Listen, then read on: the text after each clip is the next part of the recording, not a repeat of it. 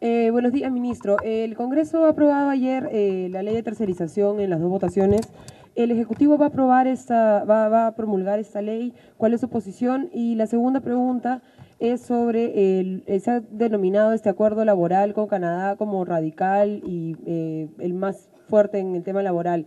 ¿A qué se está comprometiendo realmente Perú en el componente laboral de este acuerdo con Canadá? Comienzo por lo segundo. El tratado es fuerte integralmente. Es decir, la fortaleza es la del tratado en su conjunto porque incorpora un componente laboral, o sea, social, y un componente de ambiente, de protección del medio ambiente.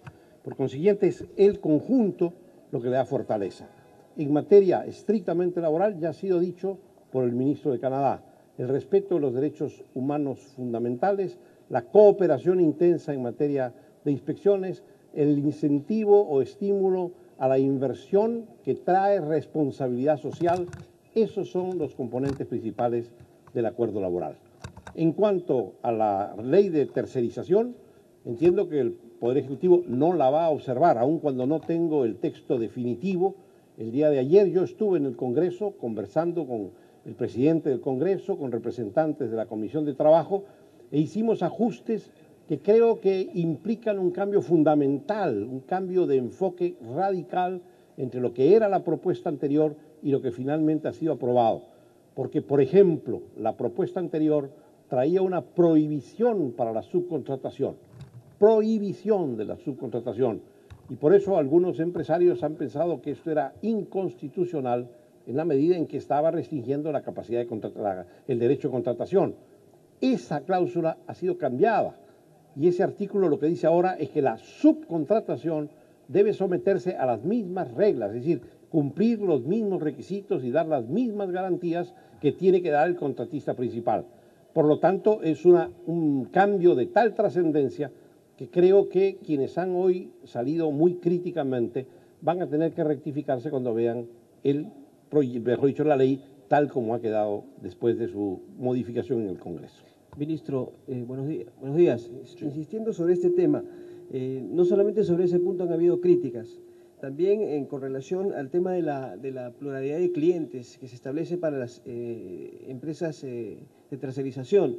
Señala que no basta con que estas empresas tengan un solo cliente para que puedan elaborar. Y en segundo lugar, sobre el tema de la responsabilidad solidaria. Permítame, sobre lo primero, vayamos pregunta por pregunta. Sí, sí. Es una queja extemporánea, porque ese requisito no es propiamente un requisito, es un elemento coadyuvante para ver si existe o no tercerización auténtica. Uno de los elementos para apreciarlo, uno de los elementos es el de la pluralidad de clientes. Pero eso no es novedad de esta ley y por eso llama la atención de que en este momento haya una respuesta tan, digamos, estentórea, cuando ese ya es un requisito de la legislación vigente. Ya está en el Decreto Supremo Reglamentario de la Intermediación Laboral. En consecuencia, llama la atención que una ley que lo único que hace es recoger lo que ya existía en un decreto, resulte por eso una ley inaceptable. Me parece que la crítica no está bien enfocada. Si hubiera quejas sobre ese tema, debió plantearse cuando se dio el decreto hace, creo, 6 o 7 años. La segunda pregunta, la solidaridad. Sí, la solidaridad ha sido en este caso concentrada en los derechos que puedan derivarse del tiempo en que un trabajador estuvo al servicio de una empresa principal. La norma anterior, es decir, el proyecto anterior, hablaba de una solidaridad prácticamente ilimitada. Es decir, cualquier incumplimiento de un subcontratista era responsabilidad de la empresa principal, cualquier incumplimiento. Y ahora se precisa que solo es el incumplimiento respecto de aquellos trabajadores y por el tiempo que estuvieron desplazados, o sea, tercerizados. Esa es también una reforma radical que cambia el tránsito, ese es el tránsito del proyecto a la ley definitiva. En todo caso, como les digo, esto tendremos que verlo cuando la norma ya esté publicada. Por último, ministro, de mi parte, a pesar de las explicaciones que han habido, la CONFIEP insiste en que inclusive va a presentar una acción de inconstitucionalidad sobre esta norma. ¿Cuál es su comentario al respecto? Que tiene el legítimo derecho de hacerlo. A ningún ciudadano o a ninguna institución se le puede limitar en el ejercicio de sus derechos constitucionales ni se le puede prohibir opinar o tener puntos discrepantes. Tiene todo el derecho la CONFIEP de plantear una acción de inconstitucionalidad, como tiene todo el derecho, evidentemente, el Congreso de defender la norma que ha aprobado.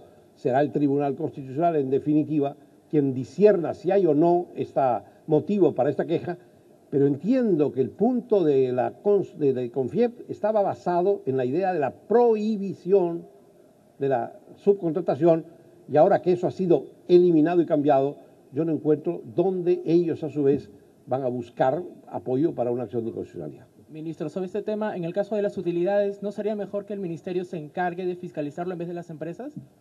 El Ministerio se encarga de fiscalizarlo, nadie más fiscaliza las utilidades, y tenemos nosotros operativos cada año, normalmente en los meses de mayo y junio, un operativo de fiscalización específica sobre el tema de utilidades.